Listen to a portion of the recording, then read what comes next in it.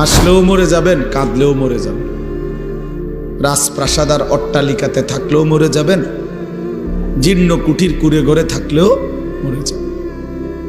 মৃত্যু এক অনিবার্য বাস্তবতা, এক চিরন্তন সত্য। এই যে বাচ্চারা এখন দেখাইলো, জানাজা দেখাইলো, ছোটখাটো বিষয় না। ওই বাচ্চা বলছে জানাজা পড়াবার আগে আল্লাহর নবী সাল্লাল্লাহু আলাইহি ওয়াসাল্লাম বলছেন, আকসিরু যিকরা হাদি মিন লাযযাতিল মাউত। ছেলেটা এখন জানাজা পড়াইবার আগে এটা বলছে। আল্লাহর নবী সাল্লাল্লাহু আলাইহি সাল্লাম বলছেন, উম্মত, সব কিছুর স্বাদ, সব আনন্দ, সব হাসি, সব স্বাদ, সব মজা এক মুহূর্তেই স্তব্ধ করে দিবে, শেষ করে দিবে যেই জিনিস, সেই মৃত্যুকে বারবার বেশি বেশি স্মরণ করো। মৃত্যু আসবে তো এক মুহূর্তেই তোমার জীবনের সব স্পন্দন থামাই দিবে। আর হাত নড়বে না, আর পাও নড়বে না, আর চোখ মিলবে না, আর কান শুনবে না, আর জবান উচ্চারণ করবে না, আর কোনো দিন হাজার আইটেম তরকারির মাছের গোশতের স্বাদ এই জিহ্বাতে আর অনুভূত হবে না। এই পৃথিবীর সব আলো বাতাস থাকবে, রোদ উঠবে, বৃষ্টি আসবে, আলো হবে, অন্ধকার হবে, রাত হবে, দিন হবে, তুমি আর থাকবে না। না তখন আলো দেখবার কোনোদিন, না অন্ধকার। এই জন্য এটা নবী সাল্লাল্লাহু আলাইহি সাল্লাম বলছেন, আকসিরু, তোমরা মৃত্যুকে বেশি বেশি স্মরণ করো। হাদিসের মধ্যে আছে, আল্লাহর নবী সাল্লাল্লাহু আলাইহি ওয়াসাল্লামকে সাহাবী জিজ্ঞেস করছে, মান আকিয়াসুন নাস ওয়া আহজামুন নাস, ইয়া রাসূলুল্লাহ, সবচেয়ে বুদ্ধিমান বিচক্ষণ ব্যক্তি কে? সবচেয়ে বিচক্ষণ ব্যক্তি কে? তো নবী সাল্লাল্লাহু আলাইহি ওয়াসাল্লাম বলছেন, আকসারুহুম যিকরান লিল মাউত, যে বেশি বেশি মৃত্যুকে স্মরণ করে, ওয়া আকসারুহুম ইস্তিদাদান লিল মাউত, এবং যে বেশি বেশি মৃত্যুর জন্য প্রস্তুতি গ্রহণ করে, সে সবচেয়ে বুদ্ধিমান, সবচেয়ে বিচক্ষণ। আল্লাহর নবী সাল্লাল্লাহু আলাইহি ওয়াসাল্লাম বলেন, আল কাইয়িসু মান দানা নাফসাহু ওয়া আমিলা লিমা বা'দাল মাউত, সবচেয়ে বুদ্ধিমান যে সেই ব্যক্তি যে নিজের হিসাব করে এবং মৃত্যু পরবর্তীর জন্য আমল করে। হিসাব করে নিজের, আজ আমার সারা দিনের অর্জন কি? আজকের সারা দিনে 5 ওয়াক্ত নামাজ তো চলে গেল, আমি পড়লাম কয় ওয়াক্ত? আজকের সারা দিনের 12 ঘন্টা 24 ঘন্টা তো আমার হায়াত থেকে শেষ হলো। আমার এই জবান দিয়ে আল্লাহ পাকের নাম উচ্চারণ হলো কয়বার? কয়বার মনে পড়লো যে আমার একজন মালিক আছে? কয়বার মনে পড়লো আমার একজন রসুল আছে? কয়বার মনে পড়লো আমার একটা ধর্ম আছে? বলেন। এই জন্য নিজের হিসাব করে, সে বুদ্ধিমান এবং প্রতিনিয়ত মৃত্যু পরবর্তীর জন্য আমল করে। মানুষের অতীত সেটা তো চলেই গেল, মানুষের ভবিষ্যৎ আগামীর বেঁচে থাকা সেটা তো অনিশ্চিত। তাহলে বর্তমানের এই সামান্য একটু সময়, প্রতি সেকেন্ড অতীত হয়ে যায়, প্রতি সেকেন্ড আবার সামনে ভবিষ্যৎ। বর্তমানে একেবারেই সামান্য, একেবারেই পিন পয়েন্ট, একেবারেই একটা বিন্দুর মতো। তাইলে এই সামান্য দুনিয়া, অল্প কিছুক্ষণের দুনিয়ার জন্য এত অস্থির না হওয়া। আখেরাত অনেক লম্বা, কবর অনেক লম্বা সফর। মনে করেন আবু জেহেল মারা গেছে নবীজির জামানায়, কবরে পড়ে আছে আজকে কত বছর? 1450 বছর। আমাগো স্বাভাবিক হিসাব করলেই তো বোঝা যায়। তাইলে যে নাফরমান নবীজির জামানায় মারা গেছে, তার কবরে যে আজাব হইতেছে, তো এই আজাব তো চলতেছে আজকে 1500 বছর। তো আবু জেহেল মাটির উপরে জমিনে ছিল কয় বছর? আবু জেহেল মাটির উপরে জীবিত ছিল কয় বছর? 200 বছর। তো 60-70 বছর। তা এরকমের বেশি তো গড়ে 60-70 বছর হবে। তো 60-70 বছরে না মাটির উপরে ছিল, তো কবরে পড়েই তো আছে আজকে 1500 বছর। তো আরো কতদিন থাকতে হবে কে জানে। ইসরাফিল ফু দিবে, সেই পর্যন্ত তো আযাব কবরে। এই জন্য যেই কোনো বিবেকে ভাইয়া, আমাদের কবরের জিন্দিগি লম্বা, আখেরাত তো আছেই। আমার দাদার যিনি বাপ ছিল বা আমার দাদার যিনি দাদা, মনে করেন উনি কবরে গেছে আজকে কতদিন, উনি দুনিয়াতে ছিল কতদিন, ছিল কতদিন, ছিল নয়তো 60 বছর। কিন্তু আমি, আমার বাপ, আমার দাদা, আমার দাদার বাপ, তার দাদা, তাইলে তো সেই হিসাবে প্রায় 150-200 বছরের ব্যবধান হয়ে যাবে। তো কবরে তো পড়ে আছে আজকে 200 বছর। তাহলে যেই কোনো বিবেচনায় আমাদের মাটির উপরের এই হায়াতের চাইতে কবরের জীবন লম্বা। এরপরে তো হাসর, এরপরে তো আখিরাত, এরপরে তো মিজান, এরপরে তো ফুলসিরাত। এই জন্য প্রিয় বন্ধু, প্রিয় বাপ, ভাবা উচিত। সামান্যতম বিবেক যদি কেউ কাজে না লাগায়, সে আসলে মানুষ না। যার বিবেক কোনো কাজ করে না, সে আসলে মানুষ না। বিবেকহীন সে মূলত অমানুষ, সে মানুষ না, সে পশু কিংবা জানোয়ার, হাইওয়ান, চতুষ্পদ জন্তু। এই জন্য ইনসাফের সাথে নিজের জন্য ভাবা উচিত। আমি এটাই বলতেছিলাম, নিজের জন্য ভাবা উচিত। আসলেই আমি কে? আমি আসলাম কোত্থেকে? কে আমাকে পাঠাইলেন? যিনি আমাকে পাঠাইলেন তিনি আমার কাছে কি চাচ্ছেন? আমি যা করছি তিনি তা চাচ্ছেন কিনা? তিনি যা চাচ্ছেন আমি তা করছি কিনা? প্রতিনিয়ত মানুষগুলো মৃত্যুবরণ করতেছে, কেউ মরতে চায় না, কেউ থাকতেও পারে না। কে তাদেরকে নিয়ে যাচ্ছে?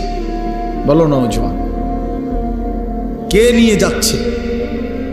এক অদৃশ্য মালিক তাদেরকে নিয়ে যাচ্ছে প্রতিদিন, প্রতিনিয়ত। কেউ তো মরতে চায় নাই, কিন্তু কেউ তো থাকতেও পারে না। এজন্য এটাই অনিবার্য বাস্তবতা যে মরতেই হবে, যেতেই হবে, ফিরতেই হবে আল্লাহর কাছে, ফিরতেই হবে। তাহলে কাজেই যেটা চিরন্তন বাস্তবতা, যেটা অনিবার্য সত্য, সেটাকে পাশ কাটানো বুদ্ধিমানের কাজ না। এটা কোনো বুদ্ধিমান হইতেই পারে না। মৃত্যু যেহেতু আমাকে বরণ করতেই হবে, আল্লাহর মুখোমুখি যেহেতু আমাকে হতেই হবে, কাজে বুদ্ধিমান তো সেই যে এই ব্যাপারে প্রস্তুতি নেই। কারণ আমি তো এটা এমন কোনো বেলা আমার নেতা দৈরা এই দল কিংবা ওই দল কিংবা কোনো রকম কোনো ছল ছাতুরি করে যেহেতু আমি কবর থেকে, মৃত্যু থেকে নিজেকে আড়াল করতে পারবো না, কোনো সিস্টেমে নাই, ন্যূনতম কোনো সম্ভাবনাও নাই। তাহলে অতএব কবরের জন্য প্রস্তুতি নেওয়া, আখেরাতের জন্য প্রস্তুতি নেওয়া, এটাই বুদ্ধিমানের কথা।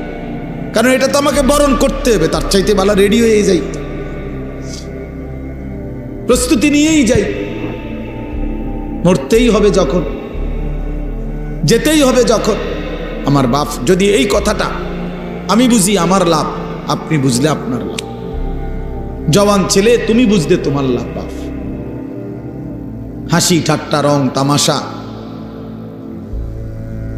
এই খামখেয়ালি, এটা আসলে কোনো জিন্দিগি না।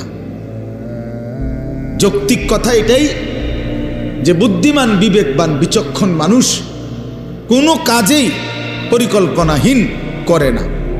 পরিকল্পনাহীন কাজ তো পশুর হইতে পারে, গন্তব্যহীন, টার্গেটবিহীন জীবন তো জানোয়ারের হতে পারে, মানুষের হইতে পারে, পাগল ছাগলের হইতে পারে, মানুষের হইতে পারে।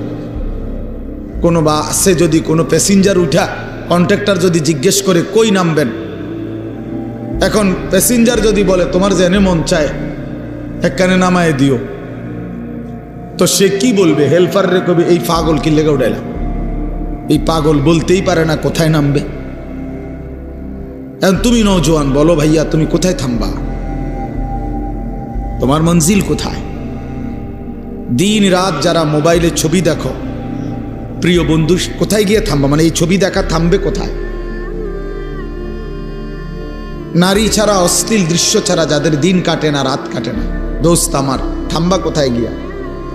একটা হিসাব কও যে ইনশাআল্লাহ হুজুর আমি টার্গেট নিছি 30 বছর নারী দেখব, অথবা আগামী আরো 6 বছর বেডির ছবি দেখব, উলঙ্গ দৃশ্য দেখব, এরপরে থাইমা যাব, সেটা কও। কোনো টার্গেট নাই, কোনো গন্তব্য জানা নাই, পথ জানা নাই। এ তো ছাগলের জিন্দিগি, এ তো মাতালের জীবন, তো পাগলের জীবন, এ তো অসুস্থ জিন্দিগি ভাইয়া, এ তো অসভ্য জিন্দিগি, হাইওয়ানের জীবন। কোন সুদখোরকে জিজ্ঞেস করেন, হারামখোর, অবৈধ উপার্জনকারী, ওজনে কম দেয়, কাস্টমারকে ঠকায়, মিথ্যা বলে, হারাম রোজগার করে, এই নাফরমান বাটফারকে জিজ্ঞেস করেন যে কখন থামবা, কতদিন পরে তোমার টার্গেট, কয়দিন মিথ্যা বলবা, চাহিদা পূরণ হবে কোন দিন? কশ্চিন কালেও না, কোনোদিনও পূরণ হবে না। রাক্ষসা এই দুনিয়া কোনোদিন তৃপ্ত হতে দেয় না, কাউকে না, কাউকে না, কাউকে না। 7 রাজার ধনও যে পাইছে সেও অতৃপ্ত, অতৃপ্ত। 7 মহাদেশের সম্পদের মালিকও যে হয়েছে সেও অতৃপ্ত। কারুন, আল্লাহ তাআলা তাকে অগাধ সম্পদ দিছে।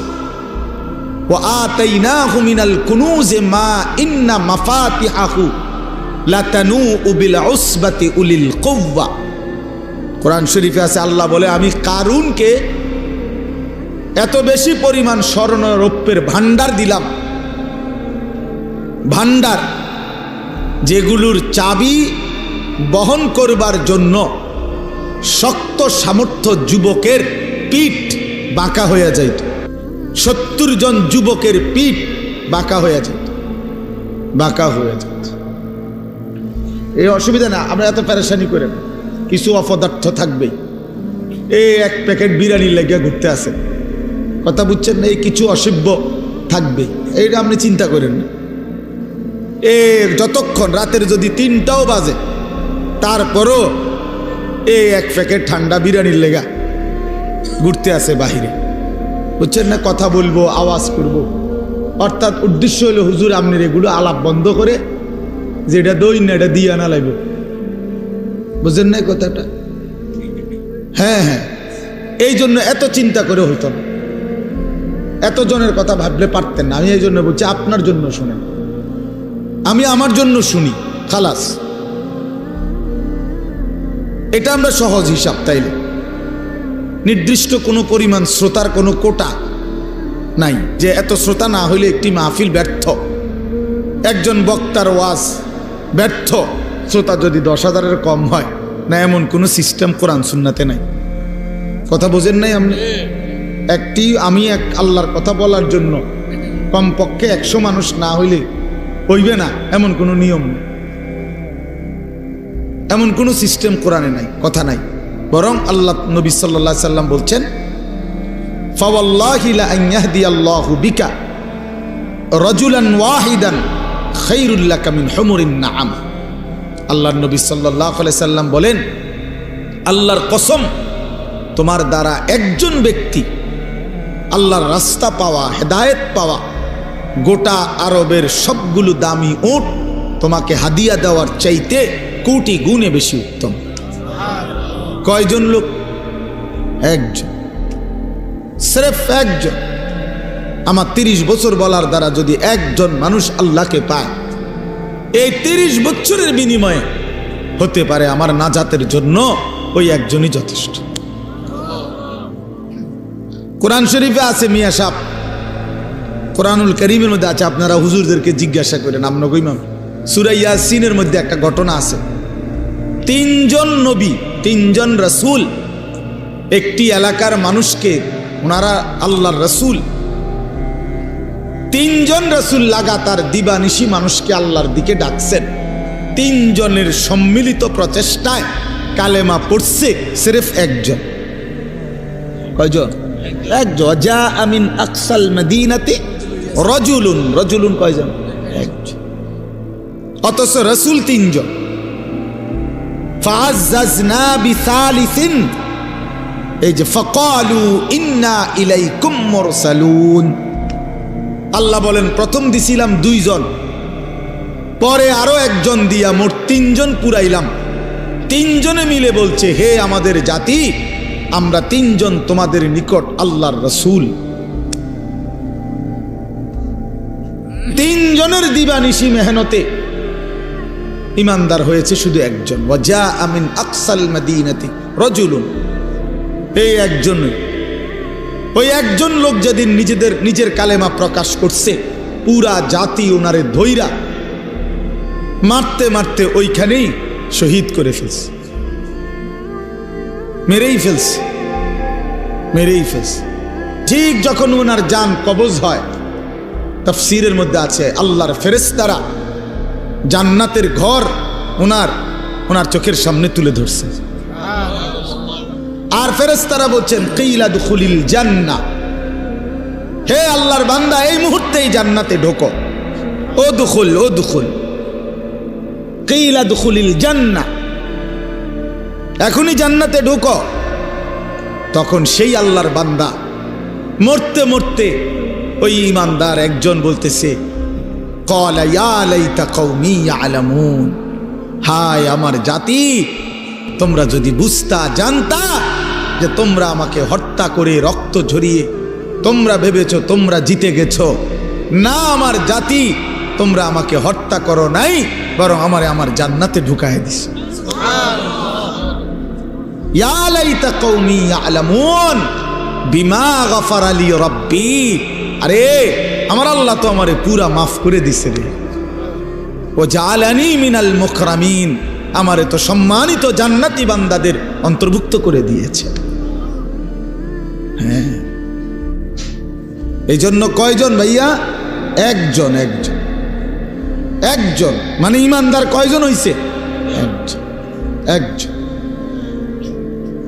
এই জন্য সংখ্যা কোনো বিষয় না, 10,000, 10 লাখ, 5,000, 50 লাখ, এটা কোনো কথা না। শ্রোতা কম না বেশি এটা কোনো বিষয়ই না। বিষয় হলো আল্লাহর কথা বলা, বলতে থাকা, রাত দিন বলতে থাকা, প্রতিটা সুযোগকে কাজে লাগানো। 1 জন হোক, 10 জন হোক, একাকী হোক, প্রকাশ্যে হোক, হ্যাঁ দিনে হোক রাতে হোক, মাইক হরন কোনো কিছুই জরুরি না। আল্লাহর কথা বলা, কবি আরশ পর কবি ফরশ পর, কবি উনকে দর কবি দর বদর, গমে आशिकी तेरा शुक्रिया मैं कहां कहां से गुजर गया, कभी हो रास्तों में तन्हा कभी हो गुरूदे सहरा। আল্লাহ, এজন্য বাপ আল্লাহর কথা বলতে থাকা। তো বলতেছিলাম নিজেদের ফিকির করা চাই, নিজের ফিকির দরকার, দিলের মধ্যে ফিকির দরকার, অন্তরের মধ্যে অনুভূতি দরকার। আমি যে কথাটা বলতেছিলাম, হাফেজে কোরআনের কথা বলতেছিলাম, মূলত একটু আগায়া বসতেন অনুরোধ করছে, যেহেতু রাত হইছে, আমারও তো কষ্ট লাগে আপনার ঘরে নাড়াচাড়া করাইতে, কিন্তু এখন তো জায়গা একটু দরকার সামান্য, এই জন্য একটু আগায়া বসেন, যেন একটু হিম্মত করেন, সামান্য এই 1-2 ইঞ্চি করে আগাইলে একটু বরকত হবে। দেখেন ভাই, একটু নড়ে চড়ে বসেন, নওজোয়ান ভাই তোমরাও নড়ে চড়ে বসো, ছেলেরা তোমরা আগায়া বসো ভাই। আল্লাহ তাআলা কোরআনে বলছে, তুমি যদি আমার বান্দাকে জমিনে জায়গা দাও, প্রশস্ত করে দাও একটু জায়গা, আমি তোমার অন্তর প্রশস্ত করে দেব। ইয়াফসাহিল্লাহু লাকুম, আল্লাহ দিল বড় করে দিবে, জান্নাতে জায়গা দিয়ে দেবে ইনশাআল্লাহ, মাশাআল্লাহ। আচ্ছা, তো বলতেছিলাম, এই শেষ কথা শুনেন। তাইলে আমার উদ্দেশ্য ছিল ওই মাঝখানে কথা আবার বদলাইয়া ফেলছি, হলো মোবাইলের কথা বলতে গিয়ে বলতেছিলাম আর কি, যে কেবল অন্যকে দেখানোর ফিকির এটাই যথেষ্ট না ভাইয়া, নিজের ফিকির করা দরকার। আমার নিজের ফিকির আসা দরকার, আমি কে, আমি কোত্থেকে আসলাম, আমার আসলে কি করণীয়, একটা সুনির্দিষ্ট গন্তব্য, জীবনের একটা লক্ষ্য নির্ধারণ করা, এটা বিবেকবানের উচিত। আমার মনে আছে, আমি ছোটবেলায় প্রাইমারি স্কুলে পড়ছি, যখন আমাদের স্কুলে থাকতেই, প্রাইমারিতে থাকতে, বাংলাতেও ইংরেজিতেও আমরা রচনা লেখছি, পড়ছি, আমার জীবনের লক্ষ্য, এইম ইন লাইফ, এটা ইংরেজি রচনাও পড়ছি, বাংলা রচনাও পড়ছি। আমার জীবনের লক্ষ্য কি, আমার জীবনের টার্গেট কি? তাহলে সুস্থ স্বাভাবিক মানুষ তার জীবনের একটা লক্ষ্য উদ্দেশ্য নির্ধারণ করে। হ্যাঁ, তোমরা যারা এক ওয়াক্ত নামাজ পড়ো না, আমার বন্ধু, একবার হলো বিবেককে প্রশ্ন করো, তোমার জীবনের লক্ষ্য কি? এর দ্বারা কি বুঝাইতে চাচ্ছ আল্লাহকে? আল্লাহকে কি বলতে চাচ্ছ? যে আল্লাহ, আপনি যে জাহান্নাম দিবেন, আপনি বলেছেন, আমি তার জন্য প্রস্তুতি নিচ্ছি। আপনি যে বলছেন কবরে আযাব দিবেন, কাউকে না কাউকে দিবেন, তো সেই ভাগ্যবানটা আমি হতে চাচ্ছি, সেই বদনসিব দুর্ভাগা আমি হতে চাচ্ছি। আপনি আমারই আযাব দিয়েন, আমারই আযাব দিয়ে সাই দেখি আপনি কি করতেন পারেন। কোরআন শরীফে আছে, আল্লাহ তাআলা বলছে, আম আবরামু আমরান ফাইন্না মুবরিমুন।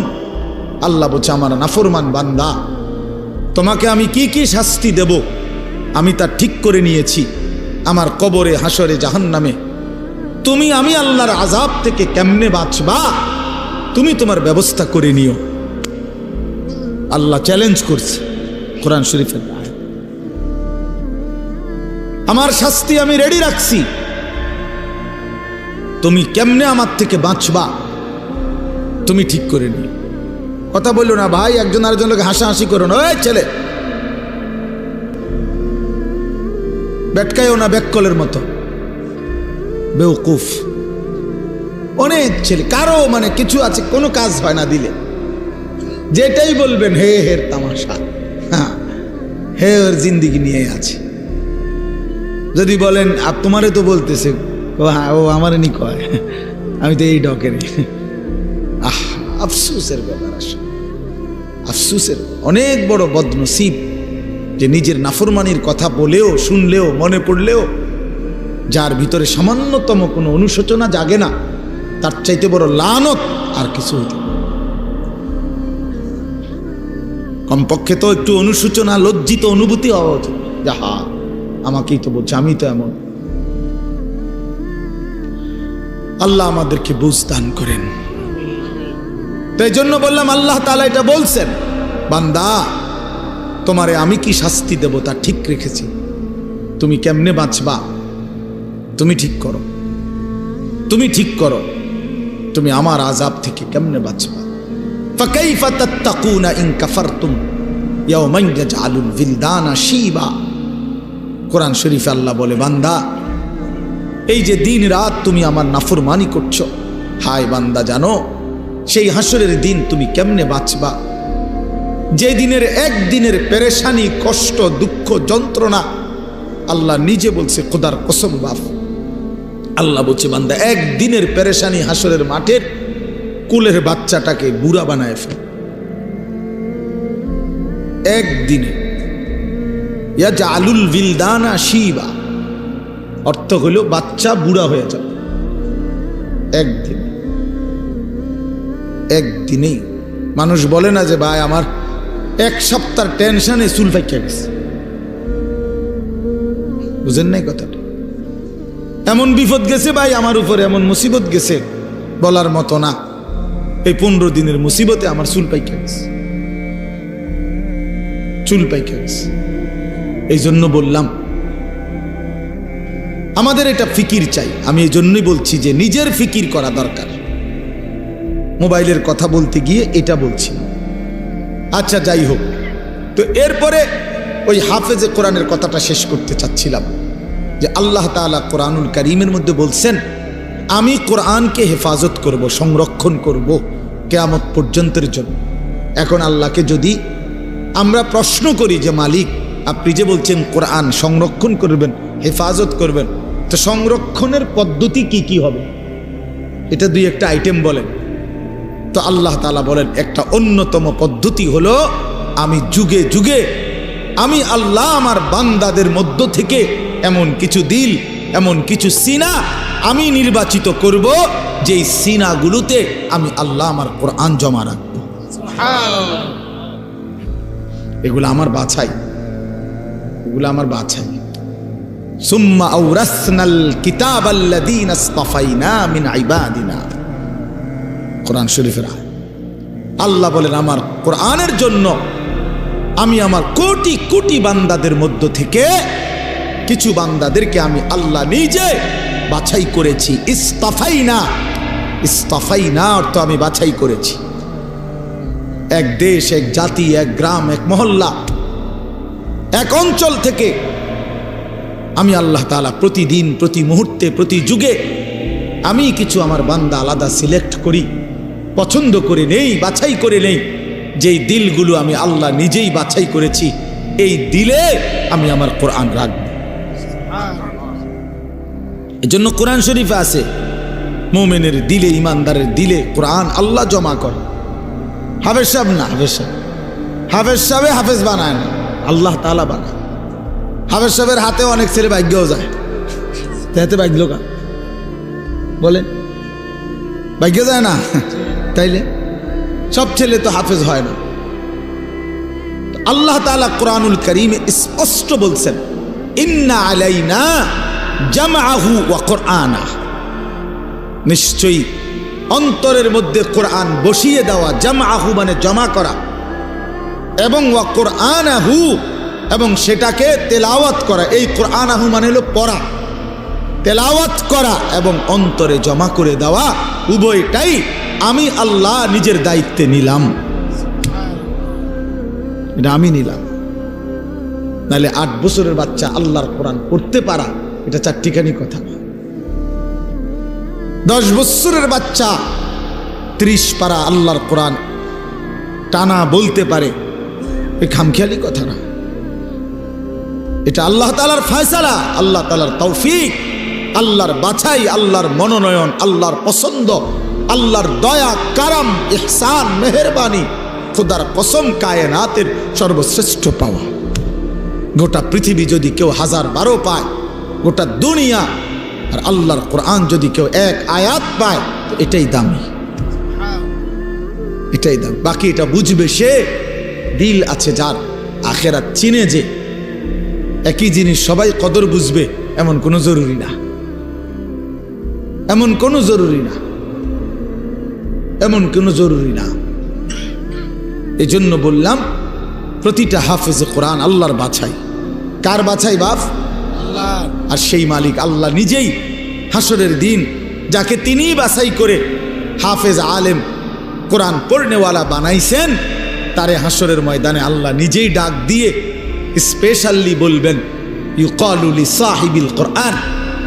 আল্লাহ নবী সাল্লাল্লাহু আলাইহি সাল্লাম বলেন, কিয়ামতের দিন আল্লাহ তাআলার পক্ষ থেকে হাফেজে কোরআন, কোরআন পড়নেওয়ালা, তাকে আল্লাহর পক্ষ থেকে বলা হবে, ইকরা ওয়ারতাকি, আমার বান্দা তুমি আমার কালাম পড়ো আর জান্নাতের উপরে উঠতে থাকো। সুবহানাল্লাহ। ওয়ারাত্তিল কামা কুনতা তুরাত্তিলু ফিদ দুনিয়া, আর বলবেন আমার বান্দা আস্তে আস্তে পড়ো, সুন্দর করে পড়ো, তাড়াহুড়া কইরো না, ধীরে ধীরে পড়ো।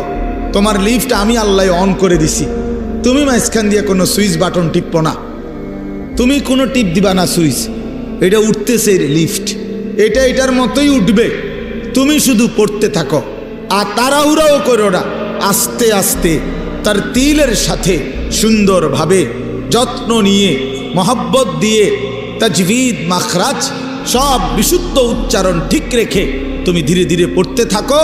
তোমার লিফট অন করা আছে, এটা উঠতেছে উঠতেছে উঠতেছে, তো থামবে কখন, থামবে কোথায়? ফা ইন্না মানজিলাতাকা ইনদা আখিরি আয়াতিন তাকরাউহা, তোমার তেলাওয়াত যেখানে গিয়ে শেষ হবে, তোমার লিফট স্বয়ংক্রিয়ভাবে সেখানেই থেমে যাবে। ওইটাই তোমার মঞ্জিল, ওইটাই তোমার ঘর, ওইটাই তোমার ফ্ল্যাট, ওইটাই তোমার বাসভবন। হ্যাঁ, 30 পারা কোরআন শেষ করবা তো তুমি 6000-এর চাইতে বেশি তালা পার করে ওইখান থেকে হাত নাড়াইবা যে এই যে ভাই সাহেব আমি এখানে আছি, গ্রামবাসী দেখেন আমি এখানে আছি। এই জন্য কোরআনুল কারীমের হাফেজ অনেক দামি, অনেক দামি। আপনার চোখে এটা একটা সামান্য পাগড়ি, আমাদের চোখে এটা অনেক কিছু, এটা অনেক কিছু। এটা 300 টাকার একটা পাগড়ি না, এটা অনেক বড় সম্মান, অনেক বড় এজাজ, অনেক বড় মর্যাদা। এটা আল্লাহর দান, যালিকা ফাদলুল্লাহ ইউতিহি মান ইয়াশা। আল্লাহ বলছেন এটা আল্লাহ তাআলার অনুগ্রহ, আর তিনি যাকে ইচ্ছে করেন এমন দয়া তিনি তাকে করেন। আল্লাহই করেন, আল্লাহই করেন। এজন্য স্বপ্ন দেখেন, কলিজা দিয়া ভাইবেন, আল্লাহর কাছে দোয়া করবেন যে আল্লাহ আমার সন্তান যেন হাফেজে কোরআন হয়, আমার সন্তানকে আপনি আপনার সেই পছন্দনীয় বান্দাদের অন্তর্ভুক্ত করেন যাদের জন্য আপনি কোরআন দিবেন, যাদের সিনায় আপনি সিদ্ধান্ত নিছেন আমার ছেলেটাকে সেই দলভুক্ত করে দিয়ে। আমিন। আল্লাহ আমাদেরকে কবুল করে নেন, আমাদের প্রত্যেকের সন্তানকে আল্লাহ তাআলা কোরআন পড়নেওয়ালা বানিয়ে দেন। যেই বাচ্চাগুলো আপনাদেরকে জানাজার নামাজ দেখাইছে, আমাদের সারা বাংলাদেশে আলহামদুলিল্লাহ নুরানি পদ্ধতি এতটা জনপ্রিয়, এখন আমার তো দৃষ্টিতে এখন আর এগুলো কিচ্ছু দেখাইতে হয় না।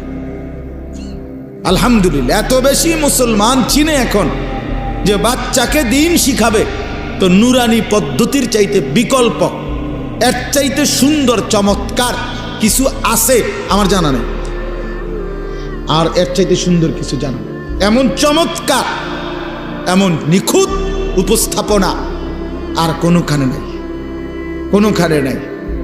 একটা একটা করে 3টা চাদর, কোনটা বিছাইলাম, কোনটা আগে দিলাম, কোনটা বামেরটা আগে ডানেরটা পরে, 3টা বান দিলাম, প্রথম বান মাথায়, এইভাবে নিখুঁত উপস্থাপনা এবং নিখুঁত চমৎকার সুন্দর বলা, নুরানি পদ্ধতির চাইতে আদর্শ পদ্ধতি, চমৎকার পদ্ধতি ছোট বাচ্চাকে দিন শিখানোর, কালেমা শিখানোর, ইসলাম শিখানোর, এর চাইতে আদর্শ কোনো সিস্টেম অন্য কারো কাছে নাই। আলহামদুলিল্লাহ।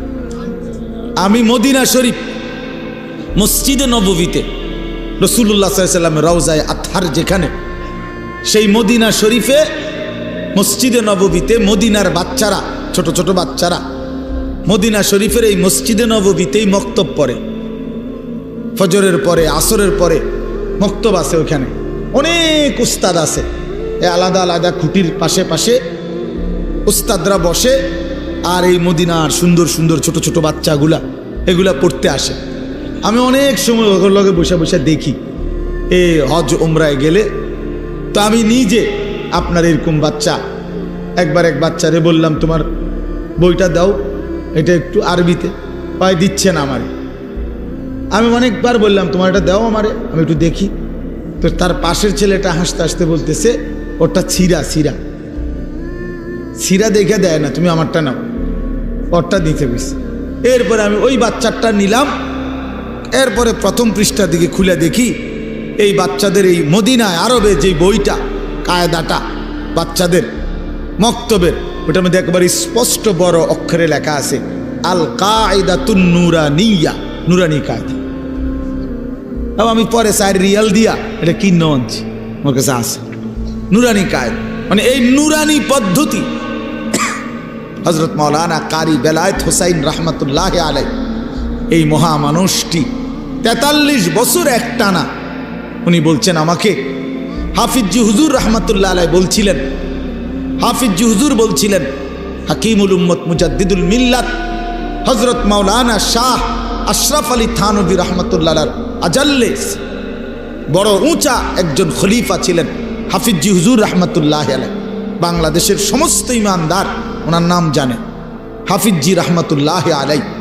এই উনি উনারে বলছিলেন কারি বেলায়েত হোসেন সাহেবকে যে আপনি এমন একটা সুন্দর সহজ কোনো কৌশল, মুসলমানের বাচ্চারা দিন শিখবে, সূরা কেরাত, দোয়া কালাম শিখবে, আপনি একটা পদ্ধতি বাহির করেন। উনি 43 বছর একটানা ওই নুরানির বই, বাচ্চাদের যে বই পড়ায়, আপনি বইয়ের শুরুতে ভূমিকাতে এটা লেখা আছে, উনি বলছেন আমার 43 বছরের সাধনার ফসল এই নুরানি পদ্ধতি। এই সুরে সুরে বলা, এই টাইনা টাইনা বলা, এই কোনটার পরে কোনটা সিরিয়ালে বলা, 2 রাকাত নামাজে 60টি মাসআলা, এই এমনি এমনি এক সুন্দর তালে তালে কর, অজু ভঙ্গের কারণ এতটি, নামাজ ভঙ্গের কারণ এইটা।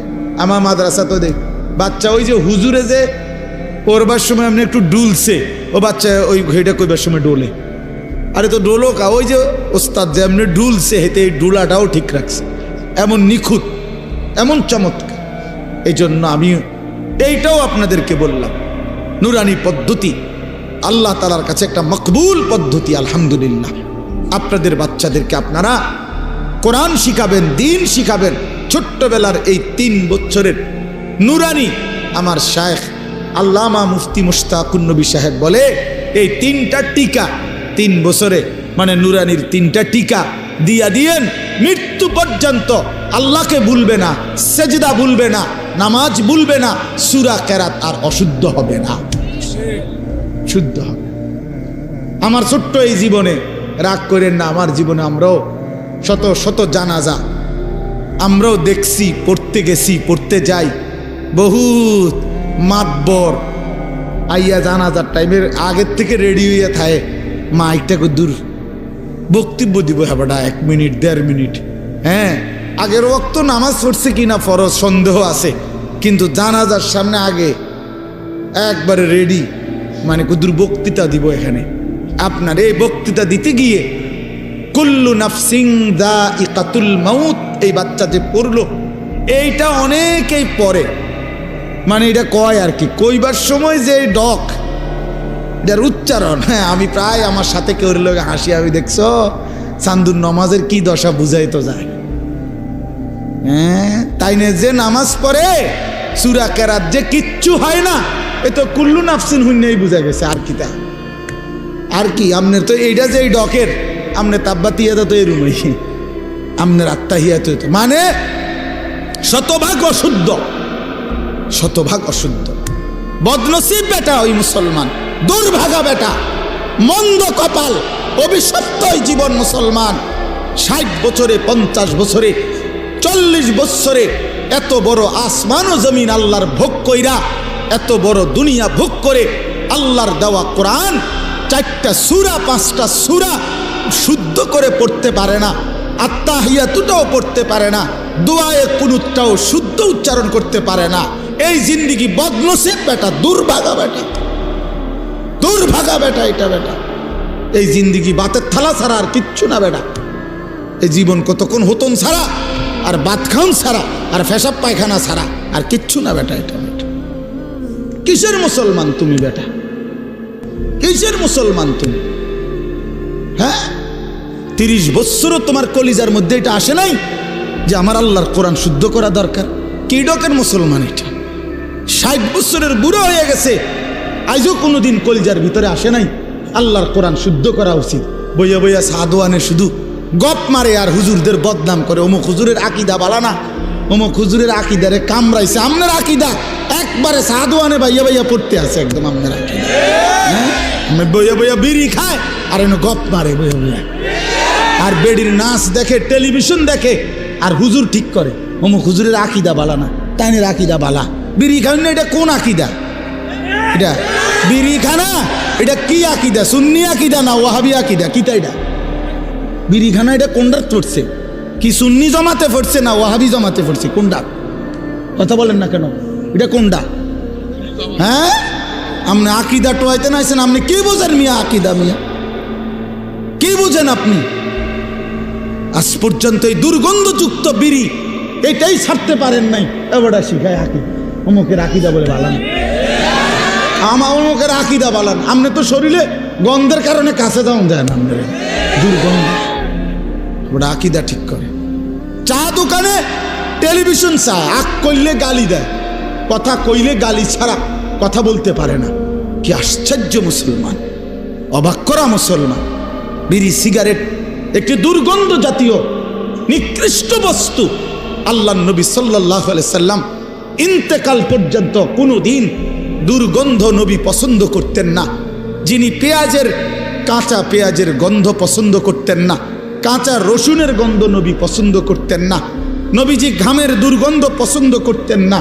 আল্লাহ নবী সাল্লাল্লাহু আলাইহি সাল্লাম যখন হাঁটতেন ওই জায়গাটা, রাস্তাটা পুরা মেশক আম্বরের ঘ্রাণ হয়ে যাইত। তার পবিত্র দেহ থেকে ঘাম ঝরিলে সেটা আতর হিসাবে সাহাবায়ে কেরাম ব্যবহার করত। এত পবিত্র, এত সুঘ্রাণ। নবীজি বলতেন 3টা জিনিস দুনিয়াতে আমার সবচেয়ে প্রিয়। একটা হলো আতর, 1 নাম্বার সুগন্ধি, আত্মীব। 1 নম্বরে নবীর ভালোবাসার বস্তু ছিল সুগন্ধি, আতর।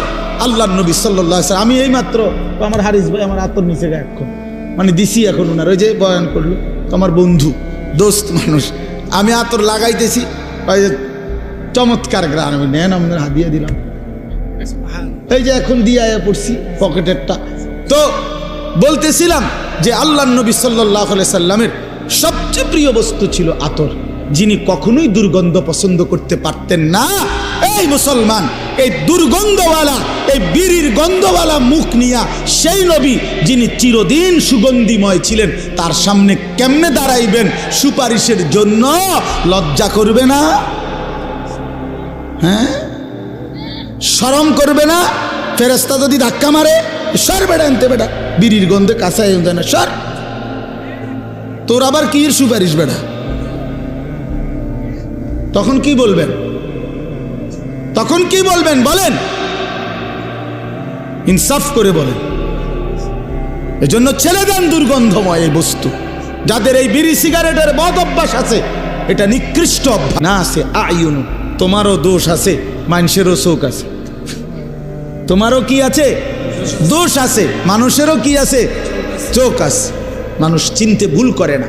এজন্য দয়া করে, নাফরমান হিসাবেই পরিচিত সুদখোর, ঘুষখোর, হারামখোর, জেনাকারী, বেবিচারী, বেপর্দা, অসভ্য, এই নামেই পরিচিত হওয়া, এটার চাইতে ঘৃণা, লজ্জা আর কি হতে পারে বাপ? এই জন্য আমি অনুরোধ করি, এবারের রমজানকে টার্গেট করে আমরা গুনাহ ছেড়ে দেই। বলেন ইনশাআল্লাহ বরকত হবে। একটাবার হিম্মত করিলে, সাহস করিলে ইনশাআল্লাহ। মোমেন হারে না, মোমেন হারে না। কোনো সময় পৃথিবীতে ইমানদার হারে নাই, এটা জানেন? এই 1450 বছরের ভিতরে ইমানদার কখনোই হারে নাই। পৃথিবীর কোনো যুদ্ধে, পৃথিবীর কোনো কাফের দুশ্মনের মোকাবেলায় ইমানদার কখনোই হারে নাই। কি হয়েছে? যতবারই রক্ত ঝরছে, যতবারই শহীদ হয়েছে, যতবারই মোমেনের খুন ঝরছে, সময়ের ব্যবধানে সেখানেই কালেমার পতাকা উঠছে। এটাই চিরসত্য। মোমেনের খুন বৃথা যায় না, শহীদের রক্ত বৃথা যায় না, যেতেই পারে না। এটা সিস্টেমে নাই। এই রক্ত পবিত্র রক্ত, শাহাদাতের রক্ত পবিত্র রক্ত। যে জমিন রক্ত চুষেছে শহীদের, সে জমিনে কালেমার পতাকা উড়বেই। এজন্য গাজা, ফিলিস্তিন বিজয় হবেই। এখানে কালেমার পতাকা উড়বেই। ইসরায়েলের কুত্তারা হেরে যাবেই। ইতিমধ্যে হেরে গেছে অর্ধেক। এখন তো যুদ্ধবিরতি। কুত্তার মতো ঘাড় নোয়াইয়া, ঘাড় নামায়া সারা পৃথিবী ইউরোপের সাহায্য নিয়ে, হাজার হাজার কোটি মার্কিন ডলারের সহযোগিতা নিয়ে, সর্বাধুনিক অস্ত্র দিয়েও 15 মাস যুদ্ধ করেও গাজা একটি অঞ্চলের মুসলমান মুজাহিদিনদের সাথে পারে নাই, পারে নাই। 50,000 মুসলমান শহীদ করছে, 6 লক্ষ বাচ্চা এতিম করে ফেলছে, হাজার লাখ মা বোন, স্বামী হারা, বাপ হারা, সন্তান হারা। এ সব কিছুর বিনিময়েও ইসরায়েলের ইহুদি কুত্তারা 15 মাস লাগাতার যুদ্ধ করার পরেও এই জানুয়ারিতে তারা যুদ্ধবিরতি দিয়ে ইসরায়েলের বেঈমান ইসরায়েলে ফিরে গেছে। আবার যুদ্ধ করবে, ঠিক আছে, আবার হারবে। এই যুদ্ধ করতে করতে একদিন একেবারে নিশ্চিহ্ন হইয়া কালেমার পতাকা পুরা ফিলিস্তিনে উড়বে। ইসরায়েল নামে পৃথিবীতে মূলত কোনো রাষ্ট্র নাই। এটা কোনো রাষ্ট্র না, এটা ফিলিস্তিন। পুরাটা মূলত কি? ফিলিস্তিন। ফিলিস্তিন জন্য নওজোয়ান, ইনশাআল্লাহ তুমি যদি চরিত্রবান হও, সেজদাওয়ালা হও, খোদার কসম একদিন ফিলিস্তিনে তুমি যাইবা ইনশাআল্লাহ। সারা পৃথিবীর বেঈমানের বিরুদ্ধে তোমরা লড়বা ইনশাআল্লাহ। ইনশাআল্লাহ দেখো, তুমি হিম্মত করো। আল্লাহ তাআলা মুসলমানকে বানাইছেন শুধু মিরপুরের লাগিয়া না। আল্লাহ তাআলা তোমারে শুধু ব্রাহ্মণপাড়ার জন্য বানায় নাই। আল্লাহ তোমারে বুড়িচংয়ের জন্য বানায় না, উখরিজাত লিন্নাস, গোটা বিশ্ব মানবতার জন্য বানাইছেন। হ্যাঁ, ইমানদার কালেমার পতাকা উড়াবে পৃথিবীর এই প্রান্ত থেকে ওই প্রান্তে, ওই প্রান্ত থেকে ওই প্রান্তে। সারা জাহাঁ হামারা, চীন ও আরব হামারা, হিন্দু সিতা হামারা, মুসলিম হে হাম ওতন হে, সারা জাহাঁ হামারা। মুসলমান, সারা পৃথিবী আমার, সারা পৃথিবী আমার, সবটা আমার মালিকের, তো আমার। এই জন্য আমরা ইনশাআল্লাহ রমজানকে টার্গেট রেখে চরিত্র ভালো করি। গুনাহ বাপ থেকে 5 ওয়াক্ত নামাজ, রমজানের 20 রাকাত তারাবি, ইফতার, সাহরি, শেষ দশকের এতেকাফ, শবে কদরের তালাশ, প্রতিদিন দোয়া, কান্নাকাটি, কোরআনুল করিমের তেলাওয়াত, জিকির তেলাওয়াত। যাদের সূরা কেরাত অশুদ্ধ তারা সূরা কেরাত ঠিক করেন, দোয়া কালাম ঠিক করেন। রমজানটাকে পুরা আপনারে দেখলেই যেন মনে হয়, আপনার রমজান দেখলেই মনে হয় আপনি অন্য ফিকিরে আছেন, আখিরাতের ফিকিরে। কোন ফিকিরে? আখিরাতের। আল্লাহ তাআলা আমাকেও তৌফিক দেন, আমাদের সবাইকেই ঈমান আমলের জিন্দেগি গ্রহণ করে রমজান পর্যন্ত হায়াত ভিক্ষা দান করেন। আমিন। সুবহানাল্লাহি ওয়া বিহামদিহি, সুবহানাকাল্লাহুম্মা ওয়া বিহামদিকা, আশহাদু আল্লা ইলাহা ইল্লা আনতা, আস্তাগফিরুকা ওয়া আতুবু ইলাইক।